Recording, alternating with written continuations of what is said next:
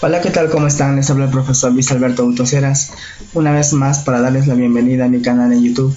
En esta ocasión para hablar sobre la capa de transporte, específicamente de los protocolos TCP y UDP. Muy bien. Si hacemos una comparación entre los modelos OSI y modelo TCP/IP, en el caso del modelo OSI nos encontramos en la cuarta capa del modelo OSI, y si hablamos del modelo TCP estamos en la tercera capa, ¿de acuerdo? En ambos modelos vamos a estudiar, a los protocolos TCP y UDP. Muy bien. ¿Qué significa TCP? Transmission Control Protocol, protocolo de control de transmisiones. Y también tenemos a UDP, User Datagram Protocol, protocolo de datagrama de usuario. En TCP vamos a hablar de segmentos y en UDP vamos a hablar de datagramas. Bien. ¿Qué es un protocolo? Es un conjunto de reglas, usadas por computadoras para comunicarse, ¿no es cierto?, unas con otras a través de una red por medio de intercambio de mensajes.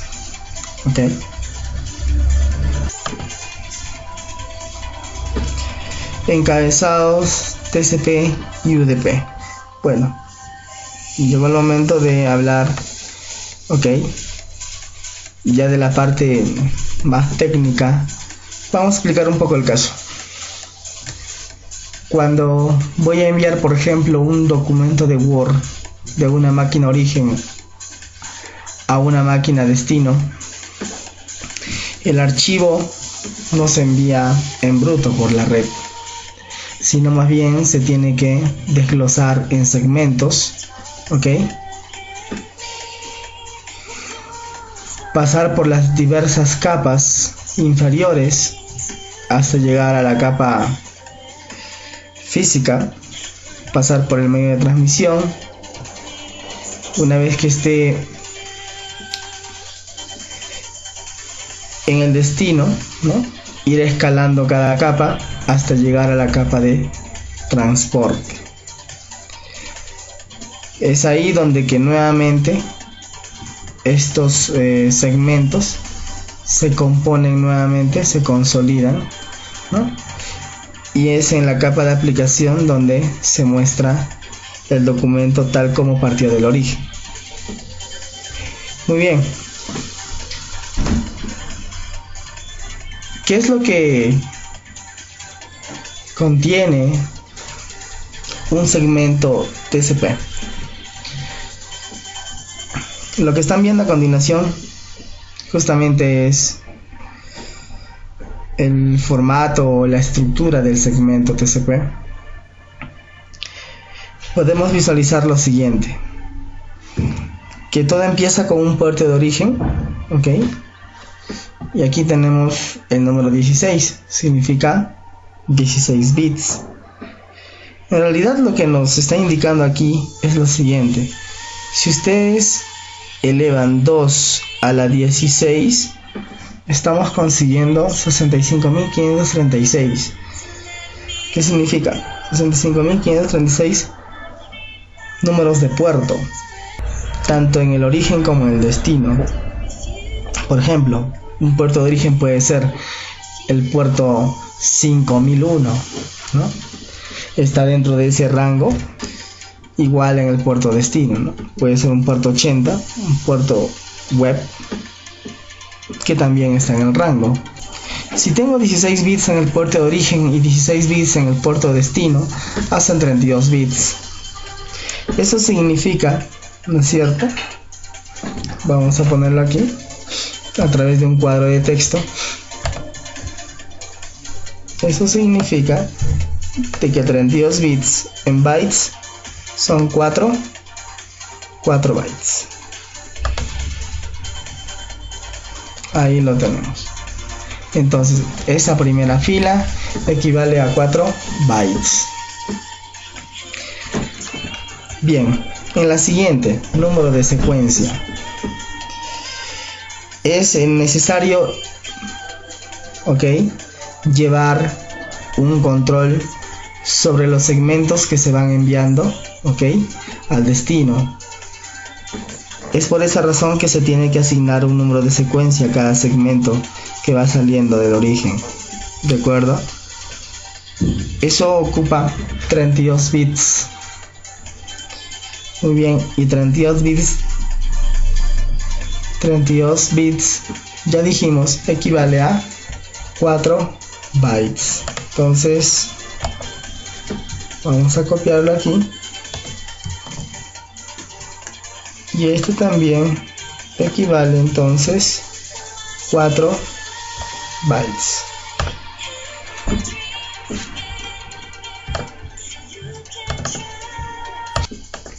Ok, entonces hasta el momento vamos 4 más 4, 8 bytes. Al final debemos llegar a 20 bytes, ¿no? Vamos a ver. Ahora viene el número de acuse de recibo, que viene a ser la confirmación de recepción por parte del destino. Eso también ocupa 32 bits. Entonces 32 bits en bytes vendría a ser 4 bytes. ¿Y de dónde estoy sacando esos números, no? De repente la pregunta por ahí. Ustedes saben que un byte equivale a 8 bits. Si un byte equivale a 8 bits, y si tengo 4 bytes, 4 por 8 bits son 32 bits. Por esa razón. Bueno, hasta el momento voy 12 bytes. En la cuarta fila tenemos longitud de encabezado. Es aquí donde justamente se informa, ¿no?, cuál es la longitud de este encabezado. Y eso normalmente es 20 bytes, ¿no? A menos que por ahí se pueda de repente utilizar esta fila de opciones, ¿no?, en algún momento, entonces podría incrementar, ¿no?, los 20 bytes, pero normalmente son los 20 bytes. Entonces esta parte de la longitud de encabezado me informa cuántos bytes están viajando, ¿no?, como tamaño de encabezado. Bueno, entonces eso corresponde a 4 bits. Aquí tenemos otro campo llamado reservado. Tiene 6 bits. Luego tenemos bits de código. Esto de los bits son las banderas. Llámese bandera a variables que aceptan solo dos valores, o 1 o 0. 1 cuando se activan y 0 cuando se desactivan. En esto de los bits de código tenemos 6 banderas, o también llamados señalizadores, y cada una de esas banderas, o señalizadores, equivale a un bit. Muy bien. Y vendrían a ser los siguientes. Vendrían a ser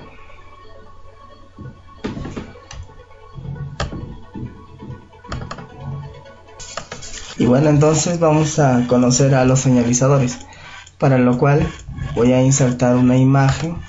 La tengo aquí, bandera se llama. Aquí lo tenemos, lo voy a poner por aquí. Voy a insertar una flecha para poder hacer referencia con más detalle a todo lo que estoy insertando. Vienen a ser los bits de código, o también, como ya dijimos, reciben el nombre de bandera o señalizadores, y son 6, cada uno ocupa un bit, por lo tanto tenemos 6 bits en total. Bien, el primero es urgente, acuse de recibo, push, reset, sin y fin. Muy bien. El señalizador urgente es cuando quiero especificar o indicar que un bloque de datos es urgente, y eso tengo que hacérselo saber al destino. ¿Ok? Eso de recibo viene a ser, ¿ok?, la confirmación de recepción de segmentos de datos. Ahora vamos a lo que es el señalizador push. Funciona de la siguiente manera. Cuando, por ejemplo, quiero enviar segmentos de atención inmediata por parte del destino, ¿no? Es decir, cuando digo inmediata, de atención por parte del destino, es que no lo va a almacenar en el buffer de recepción, sino que de inmediato lo va a enviar a la aplicación. Muy bien. Bueno, el señalizador reset, ¿no?, sirve para reiniciar una conexión, debido a que existen segmentos, por ejemplo, corrompidos, ¿no? ¿Ok? O que existan solicitudes de sincronización con el destino y que el destino no responda a estas solicitudes, ¿no? Y como no hay respuesta de parte del destino, se reinicia la conexión, ¿no? Entonces,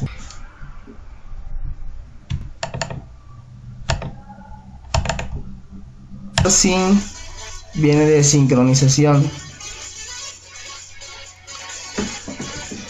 Este señalizador se activa cuando vamos a establecer una sesión de comunicación entre origen y destino. ¿Ok? Es la primera vez que se usa este señalizador cuando el origen se quiere comunicar con el destino, y nuevamente se vuelve a usar este sincronizador cuando el destino responde, ¿no?, con una señal de sincronización y de acuse de recibo, que confirmaría, ¿no?, de que le ha llegado pues la solicitud de iniciar una sesión. Y finalmente tenemos el señalizador fin. Este señalizador se activa cuando finaliza la conexión entre origen y destino. Muy bien. Si aquí tenemos en longitud de encabezado 4 bits más 6 bits son 10, más 6 bits son 16, más 16 el tamaño de ventana son 32 bits, por lo tanto eso equivale a 4 bytes. Ok, aquí lo tenemos, ya son 3, 4, van 16 bytes. Antes de pasar a la siguiente línea, ¿cómo es que trabaja este campo ventana? Hace referencia al tamaño de ventana. Muy bien. Vamos a suponer, por ejemplo, que del origen al destino quiero enviar un documento, ¿ok?, para lo cual lo he segmentado. Tengo 100 segmentos, ¿ok? 100 segmentos. Si tengo 100 segmentos, cada uno, por ejemplo, a 10 megabytes. En total haríamos, si calculamos 100 por 10, son 1000 megabytes. ¿Ok? Entonces, mi documento tiene un peso de 1000 megabytes. Perfecto. Ahora, si yo quiero enviar esos 100 segmentos, ¿ok?, y cada uno tiene un tamaño de 10 megabytes, lo que va a suceder es lo siguiente, ¿no? Si yo por ejemplo defino un tamaño de ventana en el destino de 500 megabytes, cada 500 megabytes me debe enviar el destino, o la máquina destino me debe enviar un acuse de recibo, o sea, una confirmación de recepción de esos 500 megas. Y nuevamente, ¿no?, estaría enviando otros 500 megabytes hasta poder terminar, ¿no?, de enviar los 1000 megabytes. Cada vez que los segmentos parten del origen al destino, esos segmentos, ¿dónde se almacenan? Hasta que puedan completar todos los segmentos, ¿no? ¿Dónde se van almacenando temporalmente? Se van almacenando en un espacio de memoria, ¿no?, a lo que se llama buffer, ¿no? Vamos a almacenar entonces temporalmente esos segmentos en el buffer de la memoria RAM, y una vez que hayan llegado todos los segmentos, ¿no?, enviarlos todos pues, ¿no?, a la capa de aplicación y poder componer, ¿ok?, el documento original que fue enviado desde la máquina origen. Muy bien, también hablamos, por ejemplo, bueno, hasta ahí tenemos, ok, ya 16 bytes. También tenemos el checksum. Checksum es otro campo bastante interesante, ok. Lo que nos permite es lo siguiente: el checksum nos permite el control de errores, ¿no?, al momento de enviar los segmentos. Entonces puede ser de que en algún momento un segmento enviado no llegue, ok, tal como se envió, ok. Entonces puede ser de que sufra algún cambio, algún daño, y no haya llegado al destino tal como partió en el origen. Entonces el checksum va comparando, ¿no?, si los datos que han salido del origen en el destino llegan a ser los mismos, y si no es así, entonces pedirá al origen que nuevamente envíe el segmento, ok, hasta que pues logre ser el correcto o llegue correctamente pues al destino, ok. Y este caso urgente. Bueno, 16 del checksum, 16 de urgente son 32, y 32 bits en bytes son 4 bytes. Entonces hasta ahí hemos cumplido, ¿no?, con los 20 bytes que nos dice como longitud de encabezado TCP.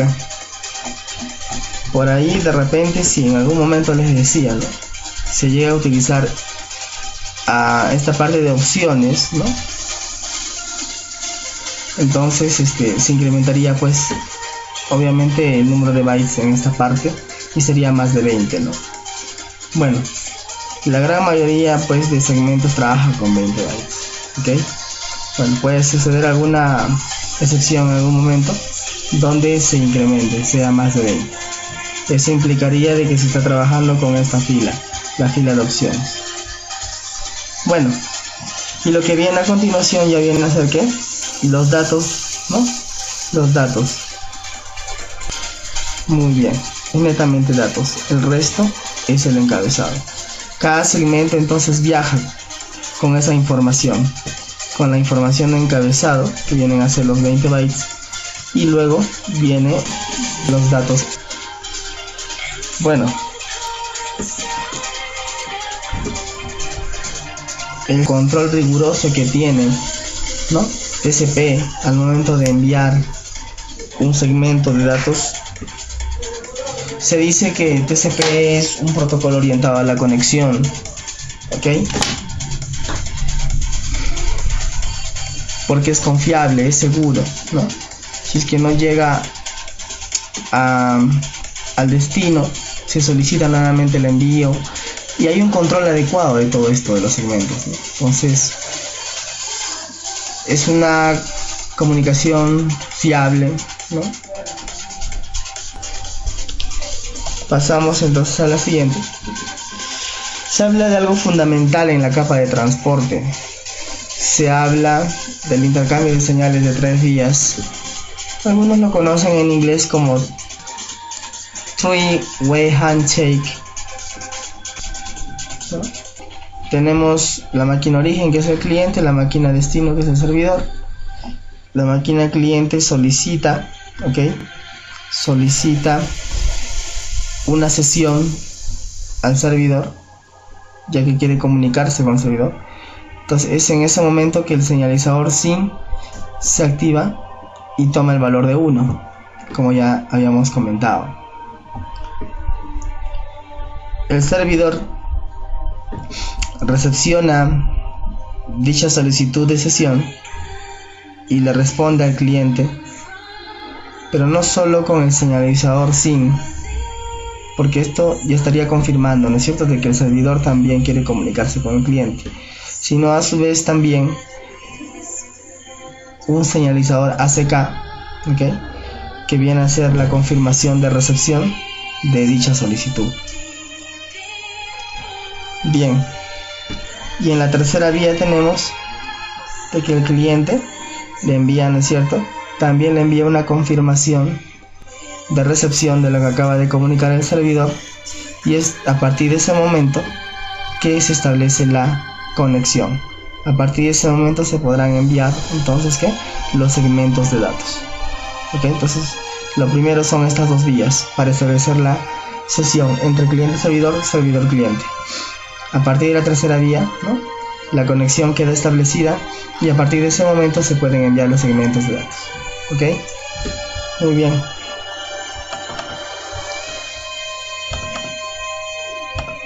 Aquí tenemos un pequeño ejemplo, por ejemplo, del intercambio de señales de 3 vías. Lo vamos a ver de inmediato. A ver, veamos.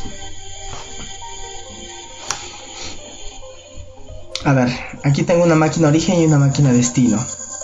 Entonces la máquina origen desea comunicarse con la máquina destino y envía un SYN, un señalizador de sincronización, ¿no? Solicita comunicarse con el destino, para lo cual esto va a iniciar en un número de secuencia 100. Ya les dije que cada segmento viene identificado por un número de secuencia. Entonces todo esto empieza en la máquina A, que es la máquina de origen, empieza con el número de secuencia 100.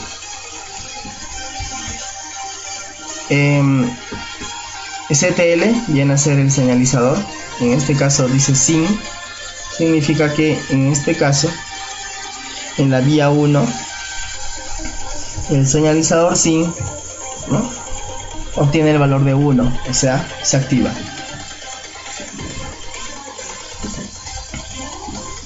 En la segunda vía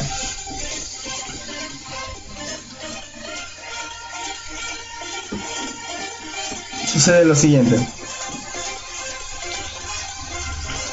La máquina destino envía el señalizador SYN en señal de conformidad de que quiere comunicarse.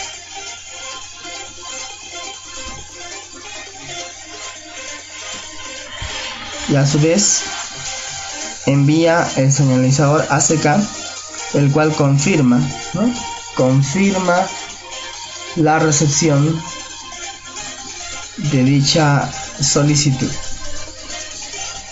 ¿Okay?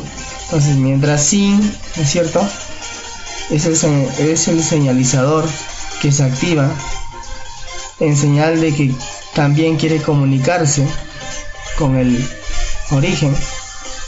Aparte de ello, le envía un señalizador ACK para confirmar la recepción de la solicitud iniciada por el origen. Muy bien. Es en ese momento entonces que se activan dos señalizadores, SYN y ACK. Si podemos fijarnos, vamos a tomar aleatoriamente este valor número de secuencia, ok, de este segmento que está enviando el destino al origen de 300. Es el número de secuencia de 300 de parte del equipo B en la segunda vía. Ok, muy bien. Y me dice que el acuse de recibo es un número más del número de secuencia anterior. Entonces, si el número de acuse de recibo, si el número de secuencia era 100 de la máquina origen, entonces el nuevo acuse de recibo que va a partir del destino va a ser uno más, o sea 101. Eso significa que el 101 va a estar aquí. Ok, muy bien. Entonces aquí tenemos número de secuencia que nace a partir del equipo B y el número de acuse de recibo que nace también a partir del equipo B. Perfecto. En la tercera vía podemos ver lo siguiente.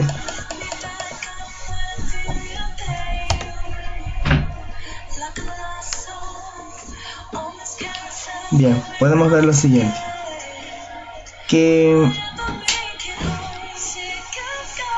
una vez iniciado la comunicación entre equipo origen y equipo destino, y equipo destino, equipo origen, ¿no?, ya se está o ya se tiene la conexión establecida. Entonces en ese momento el número de secuencia para el equipo A viene a ser el valor que hemos obtenido de la confirmación o del acuse de recibo del equipo destino. O sea, si el acuse de recibo del equipo destino es 101, ese valor es el que se le va a dar al nuevo número de o al nuevo segmento que se va a enviar a partir de A. Entonces ese número de secuencia sería 101. Ok, entonces este 101 que se tenía como acuse de recibo en el equipo B ahora pasa a ser el número de secuencia, ¿no?, que indica que vendría a ser el siguiente segmento que se va a enviar a partir del equipo A. Muy bien, es en ese momento donde hay una confirmación de parte del cliente del equipo origen. Es por esa razón que dice ACK. Entonces si dice ACK, ACK es el que se activa en la vía 3. Entonces finalmente nos quedaría rellenar, ¿no?, el resto. Por ejemplo, dice sin en la vía 1, ACK no se activa, fin tampoco. ACK sin, ACK en la vía 2, fin 0. Finalmente en la vía 3 sin no se activa,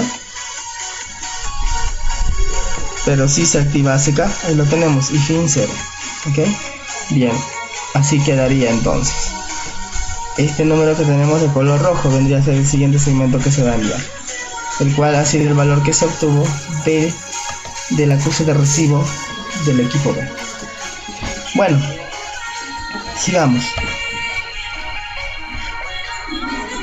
Ahora veamos el datagrama de UDP. Ya les decía que cuando hablamos de TCP hablamos de segmento, y cuando hablamos de UDP hablamos de datagrama. Bueno, el protocolo UDP no es un protocolo orientado a la conexión, no es confiable, es un protocolo que no tiene mucho control, ok, no hay control de flujo como lo tiene TCP. Lo que están viendo a continuación viene a ser el formato o la estructura de un datagrama UDP. En este caso es mucho más simple que el encabezado TCP, pues es aquí donde la longitud que se tiene para el encabezado del datagrama UDP solo consiste de 8 bytes. Entonces bueno, está claro, ¿verdad? El puerto de origen 16 bits, puerto de destino 16 bits, sumando ambos tenemos 32 bits, y 32 bits vienen a ser 4 bytes, ¿no? Entonces en la primera fila estaríamos consiguiendo los 4 bytes,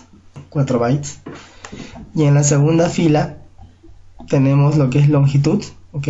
Longitud de este encabezado, que también tiene 16 bits, y el checksum también se considera el checksum en lo que es un datarama UDP, pero este checksum no se compara al checksum que tenemos en TCP, porque este checksum es bastante básico, no es tan robusto como se tiene en el protocolo TCP. ¿Ok? 16 bits que ocupa pues este checksum. 16 más 16 de longitud más 16 de checksum son 32 bits, y en bytes eso es 4 bytes. Entonces 4 de la primera, 4 de la segunda son 8 bytes. Entonces aquí tenemos la longitud del encabezado del datarama UDP. Y luego ya vienen los datos. Algunas comparaciones entre UDP y TCP. UDP es servicio sin conexión, no se establece una sesión entre los hosts.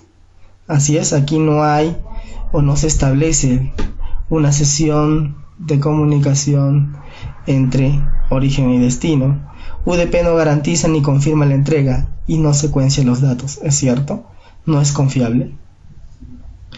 Los programas que utilizan UDP son responsables de proporcionar la confiabilidad necesaria para el transporte de datos. UDP es rápido, es cierto, tiene requisitos de carga pequeños y puede admitir la comunicación punto a punto y de un punto a varios puntos, pero no es confiable, ¿no? No es confiable, no hay un control de flujo de los datagramas que se envían, ¿no? ¿Ok? En cambio, en TCP, el servicio está orientado a la conexión, ya les decía, se establece una sesión entre los hosts, ¿ok? Aquí sí hay, ya les decía, esto vendría a ser las dos vías. Primera vía, cuando la máquina origen solicita, ¿no?, iniciar una sesión a la máquina destino. Y a su vez, en la segunda vía, la máquina destino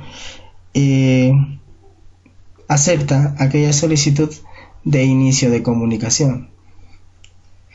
Bueno, TCP garantiza la entrega mediante el uso de confirmaciones y la entrega secuenciada de datos. Es cierto, a través justamente del número de secuencia, ¿no?, se lleva un control adecuado de los segmentos que van partiendo de la máquina de origen. Los programas que utilizan TCP proporcionan la seguridad del transporte de datos confiable, así es. TCP es más lento, es cierto, tiene requisitos de carga mayores y solo admite la comunicación punto a punto, ¿no? Entonces TCP es más lento, ¿no?, justamente por el mismo hecho de que tiene un control de flujo, hay un checksum, hay un control de errores, etcétera, ¿no? Entonces trabaja más que un protocolo UDP. Comparación entre los protocolos TCP y UDP. Por ejemplo, en este caso nos dice control de flujo TCP, establece mecanismos de apertura, continuación y cierre de la conexión, ¿no? ¿Ok? Bueno, estamos hablando aquí de las tres vías, ¿no? Three-way handshake, ¿no?, o señales de tres vías, porque primero lo que se hace en la primera vía es establecer el mecanismo de apertura de sesión, ¿no?, para poder establecer una comunicación.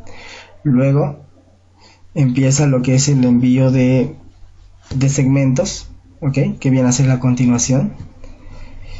Y finalmente hasta que se decide terminar con la conexión. Eso vendría a ser el cierre, ¿no? ¿Ok? También existe lo que es el control de errores, ¿no? Y bueno, luego de haber explicado todo el fundamento sobre la capa de transporte, los protocolos TCP y UDP, bueno, ahora lo que vamos a hacer es una pequeña demostración, ¿no?, del uso de estos protocolos, para lo cual voy a iniciar dos máquinas virtuales. Tengo el Windows XP y tengo Windows 7, ¿ok? En este caso Windows 7 va a ser y la máquina servidor, y XP va a ser la máquina cliente. Ok, o lo que como hace un rato estábamos comentando, ¿no? XP vendría a ser la máquina origen y Windows 7 la máquina destino. Ok, entonces ya en cada una de las dos máquinas virtuales se ha configurado ambos en host only. Ok, los dos están en host only. Se le ha asignado una dirección IP a cada máquina, y también hemos instalado este entorno de desarrollo, ¿sí? Para Java, el cual se llama JCreator Pro. Ok, y también se instaló la respectiva plataforma JDK para las aplicaciones Java, el cual habíamos comentado ya en clases, ¿no? Se les pasó estos instaladores. Bueno, aquí tengo dos carpetas, cliente TCP y cliente UDP. Ok, y en el lado del servidor TCP, servidor UDP. Muy bien, esto ha sido creado pues a través de un proyecto, ¿no? Bueno, repasando un poco, ¿no? Nosotros habíamos ingresado al programa,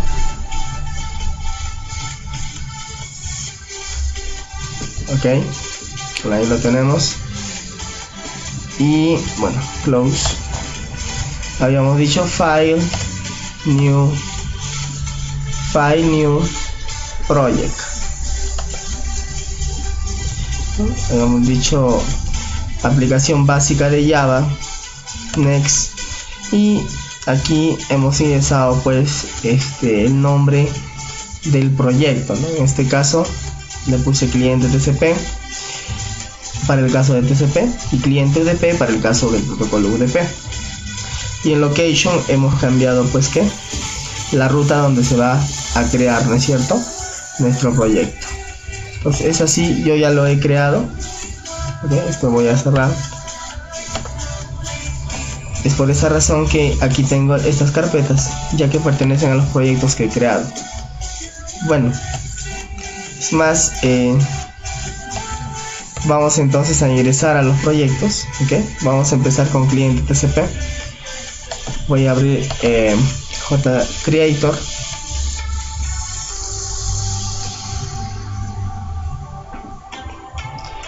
Recuerda que antes de correr una aplicación en Java, ¿no?, les decía que es muy importante la plataforma JDK, y tienes que verificarlo eso en Configure Options, ¿no?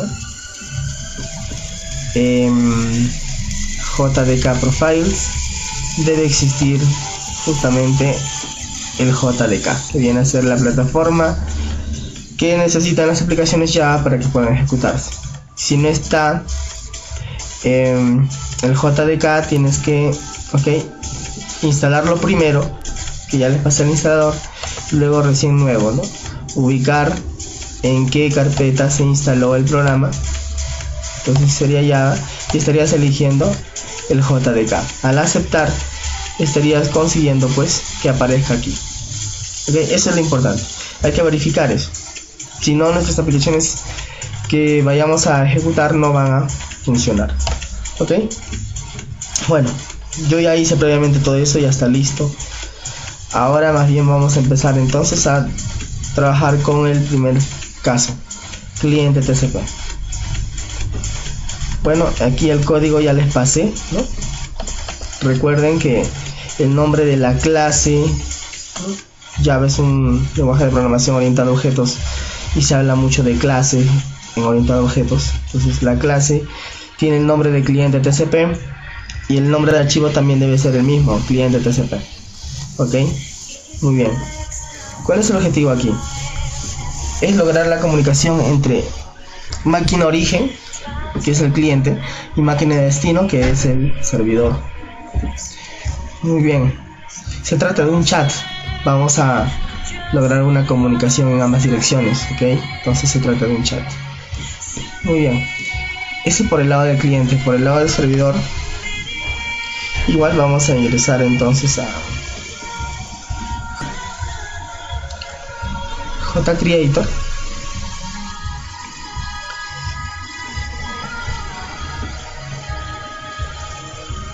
Ya estamos ingresando. Bueno, close. Y vamos a ingresar pues a nuestro proyecto, ¿no? Servidor TCP. Ahí lo tenemos.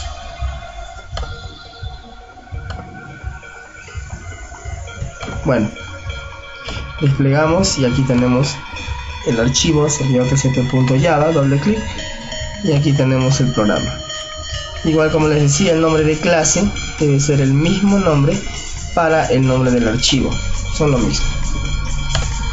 Ok, entonces estamos listos y ahora lo primero que se va a ejecutar es el servidor TCP. Ok, ya que el servidor TCP va a esperar conexiones entrantes y eso es una de las conexiones debería ser justamente pues la conexión de este cliente. Ok, entonces lo primero que se ejecuta es el servidor. Vamos a ver, clic derecho en servidor TCP. Lo que primero voy a hacer es compilar, build.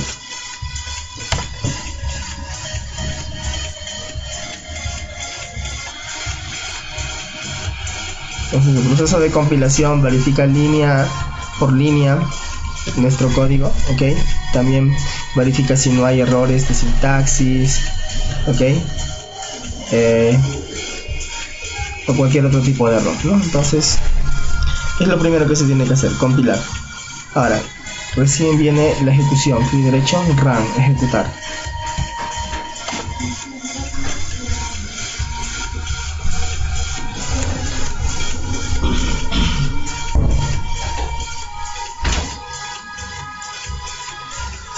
Y como les dije, entonces apareció esta ventanita, dice esperando una conexión. Muy bien, entonces nos vamos al cliente, que viene a ser el Windows XP. Aquí tenemos cliente TCP, lo mismo que hicimos en servidor TCP. Vamos a compilar build.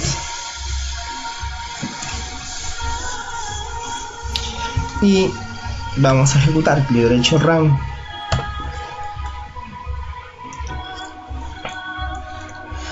Quiero que se fijen algo, ¿no? Cuando no encuentra ningún error, ¿no?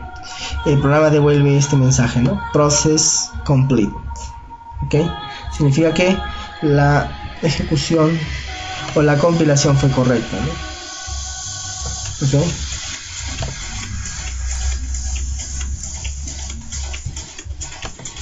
Bueno, ya apareció. Ya lo tenemos aquí. Y dice... conectado a la PC Win 7, o sea, ya nos hemos conectado a la máquina Windows 7. Se recibieron los flujos de entrada y salida. Servidor, conexión exitosa.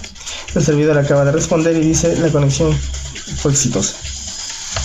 Entonces ahora sí podemos, ¿no es cierto? Es decir, ya se dio el tema de las dos vías, ¿no es cierto? Primera vía, cuando el cliente solicita, ¿no es cierto?, una sesión de comunicación al servidor, y el servidor responde que acepta esa solicitud de sesión. Entonces ya los dos están conectados y es momento de, ¿no es cierto?, empezar la comunicación. Bien, entonces, hola servidor. Desde el cliente escribo este mensaje, enter. El cliente dice hola servidor, y en el servidor ya debe estar ese mensaje. Ahí está. El cliente dice hola servidor. Yo le respondo hola cliente. Regresamos al cliente y aquí los tenemos. El servidor dice hola cliente. Entonces es un chat, ¿no? Bueno, en la capa de aplicación, ok, para los ojos del usuario funciona de esta manera, ¿no? Pero ¿qué sucede cuando nosotros queremos analizar, por ejemplo, la capa de transporte, que es el objetivo, ¿no? Vamos a hacerlo desde el cliente. A ver, aquí en todos los programas voy a ingresar a Wireshark. Bueno, ya lo tengo instalado ahí. Ya, ahí lo tenemos para analizar el tráfico, ¿no? ¿Qué es lo que sucede con el tráfico? Bueno, elijo la interfaz de red, viene a ser esta. Y bueno, entonces tenemos la siguiente información. Por ejemplo, aquí, ¿no? Recuerden que, bueno, no les dije esto, ¿no? Que la IP 192.168.1.3 es la de XP y la 1.2 es la de Windows 7. Hay un protocolo que se usa aquí. ¿Cuál es el protocolo? Protocolo TCP. ¿Ok? Analicemos entonces. De origen a destino.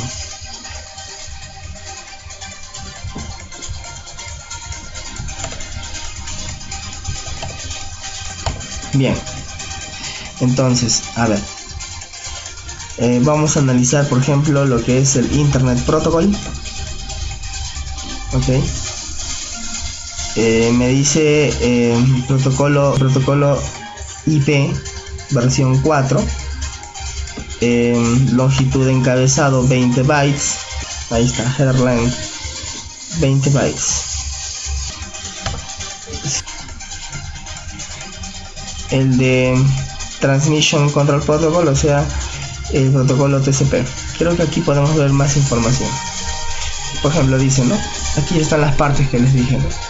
Source port, o sea, puerto de origen, ¿no? Es decir, la máquina XP salió por el puerto 1037. Dirigido al puerto destino 12.345. Luego me dice número de secuencia, ¿no? Es uno de los elementos que también hemos hablado. Secuencia, número 1, me dice. Ok. Header length, 20 bytes, es decir, longitud de encabezado. Y aquí vienen los flags. Eso es lo que quiero ver. Aquí está. ¿No? Los flags que se han activado, por ejemplo, dice el flag o bandera o señalizador, como dijimos, el ACK, que viene a ser el acuse de recibo, tiene el valor de 1, es decir que se activó el ACK. También se activó lo que es push. También tenemos bueno, reset 0 sin no. Entonces los que se han activado son ACK y push en este caso, ¿no? ¿Okay? Por el valor de 1 puedo saber que se han activado. El resto está en 0, es porque no se activó. Tamaño de ventana, en este caso dice 17.457, ¿no? Ok, 17.457 como tamaño de ventana del equipo origen. Y bueno, aquí tenemos el checksum. Data 25 bytes, es decir que 25 bytes, ¿no? Es el tamaño de los datos, ¿no? Bueno, vamos a filtrar aquí TCP. Si hago un análisis de destino a origen, o sea, de IP 192.168.1.2 a la IP 192.168.1.3, ok, TCP. Vamos a ver otra información. Por ejemplo, dice TCP source port, es decir, este es el puerto de quién, de la máquina destino, ¿no? Del servidor, la 12.345. Destination port, o sea, el destino ahora quién es, el cliente, ¿no? 1037, el puerto, ok. Muy bien. Luego tenemos, por ejemplo, número de secuencia, me dice 1, el ACK, que viene a ser 26 en este caso, en tamaño de encabezado, como vuelvo a repetir, es 20 bytes. Puede ser de que en algún momento pueda sobrepasar eso, ya les dije, pero en este caso la gran mayoría es 20 bytes.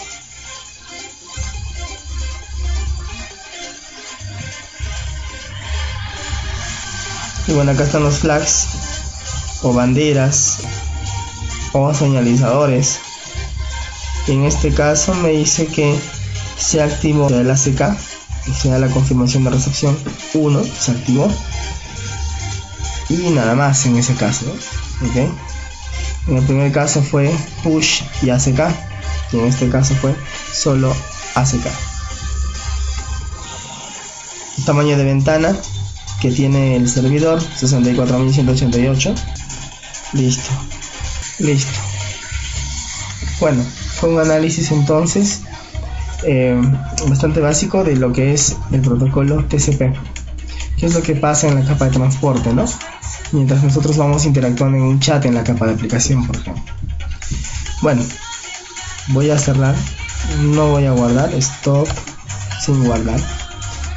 Voy a cerrar las aplicaciones, entonces aquí también.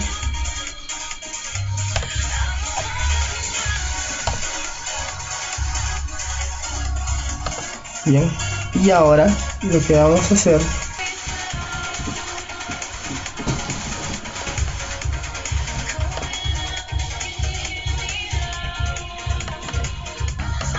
bueno, y ahora veremos el protocolo UDP. Recuerden que UDP es un protocolo no orientado a la conexión, es bastante básico, se utiliza por ejemplo en lo que es streaming, se utiliza en lo que es por ejemplo telefonía IP, etc. Bueno, vamos entonces a abrir el programa,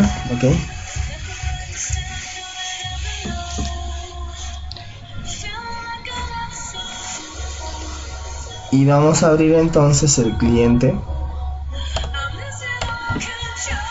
UDP ahora, ¿no? UDP. Bien, voy a desplegar, aquí tenemos el programa, bueno, voy abriéndolo, y también tenemos en Windows 7, vamos a abrir el programa.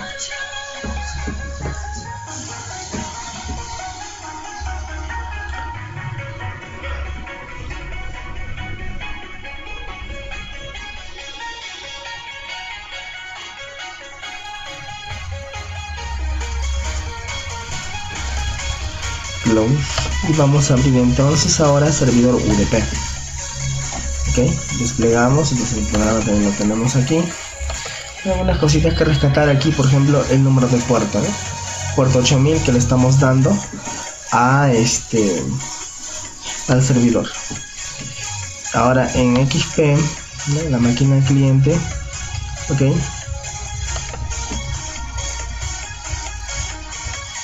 bueno, cerramos.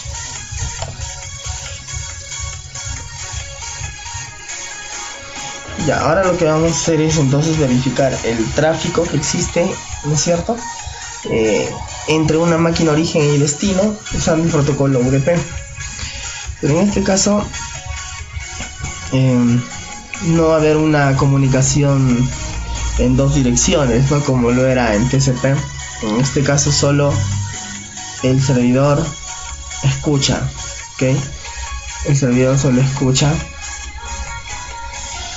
Y vamos a ver, lo primero que tenemos que hacer es ir al servidor UDP y derecho y compilar, ¿no? Build, me dice el proceso completado, está bien, y ahora ejecutamos, clic derecho run.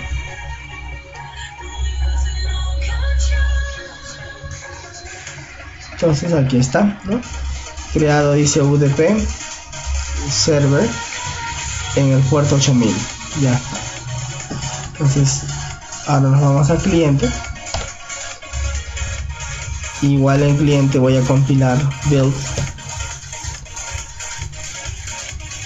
proceso completado, y derecho y ejecuto run. Entonces voy a escribir desde el cliente hola servidor, enter. Entonces recibido por el servidor, dice, ¿no? Entonces vamos a ver hola servidor, ¿no? Aquí está. Pero si yo quiero escribir por ejemplo hola cliente,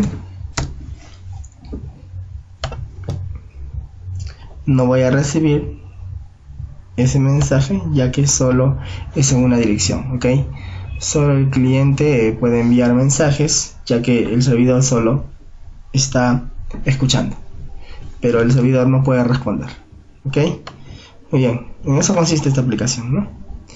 Bien, veamos a los ojos de los usuarios finales en la capa de aplicación funciona así, ya dijimos.